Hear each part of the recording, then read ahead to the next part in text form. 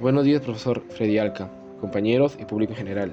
Quien les habla es el alumno Óscar David Saavedra Jiménez del quinto F, que con la compañía del alumno Franz David Copari Montoya hablaremos de un personaje trascendental en la época tacneña.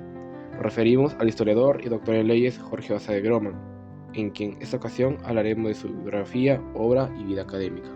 Jorge Basadre Groman nació en Tacna el 12 de febrero de 1903, hijo de Carlos Basadre Forero, ingeniero tacneño, y de Olga Eloisa Groman Butler, peruana de ascendencia alemana. Fue inscrito en el Registro Civil de Chile el 18 de abril de 1903. Basadre mencionó que su abuelo, Carlos Basadre Izanórtegui, se había casado en Tacna en 1855 con María de la Concepción Forero y Ara, hija de Manuela Ari Robles, quien fue hija de José Toribio Ari Cáceres, el último cacique de Tacna y prócer de la independencia. Tacna, al igual que Arica, estaba desde 1880 bajo la administración chilena, a la espera de la realización de un acuerdo o también llamado plebiscito, la cual tenía que decir si retornaba a la jurisdicción de Perú o permanecía en la de Chile. La población tacneña defendía su derecho a seguir siendo peruana, un ambiente que marcó profundamente la personal de Basadre, según confesó.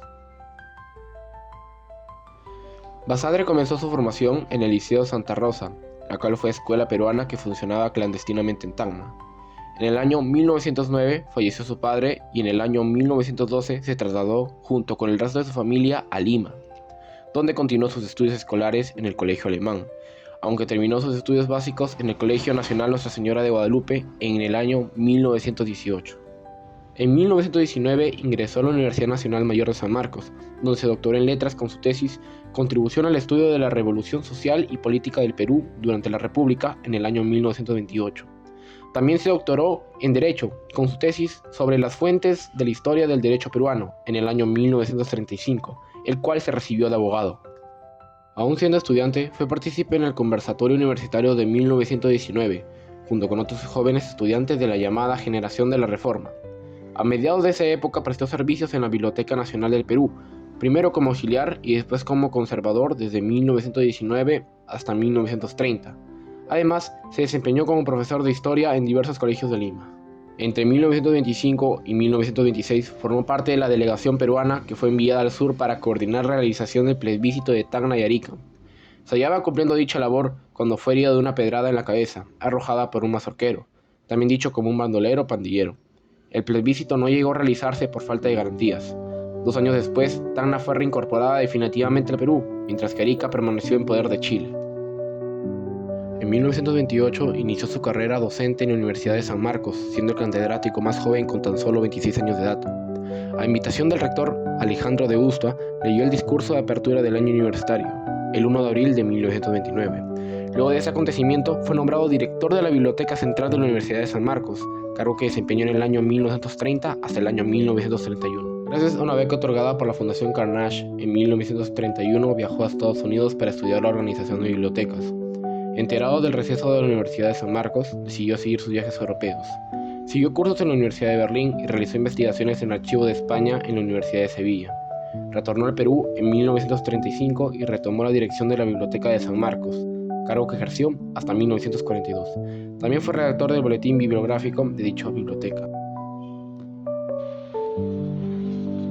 Tras el incendio de la Biblioteca Nacional del Perú, ocurrido en mayo de 1943, el presidente Manuel Prado y Ugarteche le recomendó la dirección de dicho establecimiento, con la enorme misión de reconstruirlo y reorganizarlo. Fundó varias publicaciones, como la revista Fénix y el Anuario Bibliográfico Peruano.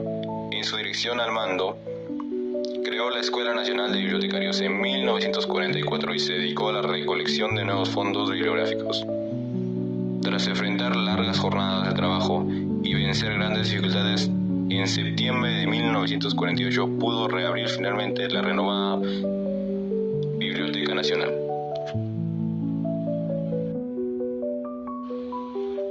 Durante el gobierno de José Luis Bustamante y Rivero, fue ministro de Educación Pública, de 28 de julio a 11 de octubre de 1945, formando parte del primer gabinete de dicho gobierno, encabezado por Rafael Belaúnde Tíez Canseco.